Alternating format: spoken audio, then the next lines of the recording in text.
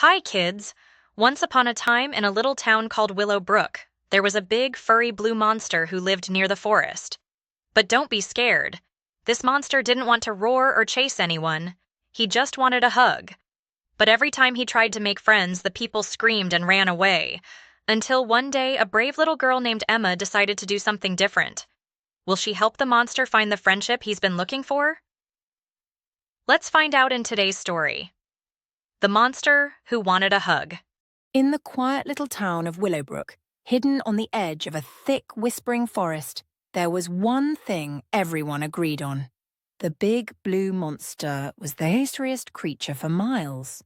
His enormous shaggy arms, his glowing eyes that cut through the darkness, and his deep, growling voice sent shivers down anyone's spine. At night, families locked their doors, lit candles, and told hushed stories about his terrifying prowls through the village. But for all their fear and trembling, not one of them truly knew him. The monster's name was Milo. Deep in the forest, Milo would sit by a quiet stream under the stars. He wasn't scary, not in the way people thought. He didn't want to chase villagers or make them scream. He wanted something simple, something he'd never had before. Milo wanted a hug. His furry, oversized arms weren't meant to alarm people. They were perfect for wrapping someone up in a cozy embrace. His glowing eyes weren't wicked. They lit up because he got excited. And his grumbly voice? It wasn't the sound of anger. It was just how he talked. But every time he stepped into town and opened his arms ready for a hug, the villagers would shriek in terror and dart away. Day after day, Milo's heart sank. He didn't want to be feared. He just wanted to feel close to someone. But who could ever love a monster?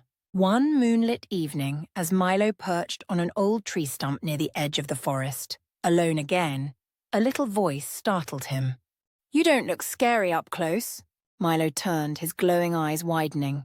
A young girl no older than 7 stood just a few feet away. Her name was Emma, a bold and curious child who loved exploring the forest, much to her parents' dismay. But tonight, it wasn't the forest that had caught her attention. It was Milo. "Why do you chase everybody?" Emma asked, tilting her head. Milo's big shoulders drooped as he sighed. "I don't want to chase them. I just want a hug, but no one ever stays long enough to give me one." Emma looked at him closely. His deep, rumbling voice didn't scare her, not one bit. And his big, fluffy arms? They weren't threatening. In fact, they looked really soft. Slowly, she smiled. "I'll give you a hug," she said. Without even flinching, Emma stepped forward and spread her arms wide. Milo froze, unsure what to do, but then Emma wrapped her small arms around his fur. Suddenly, his whole world lit up. Milo's eyes sparkled brighter than ever.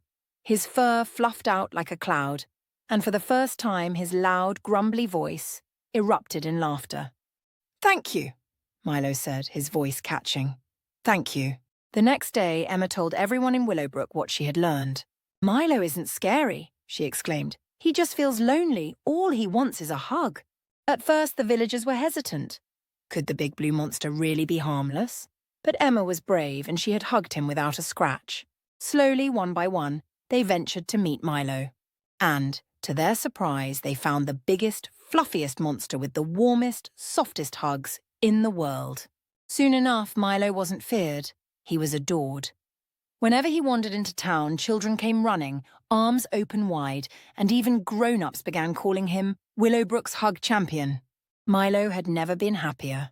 After years of being misunderstood, he finally found what he had been searching for: acceptance, friendship, and plenty of hugs. And in Willowbrook, nobody locked their doors at night anymore.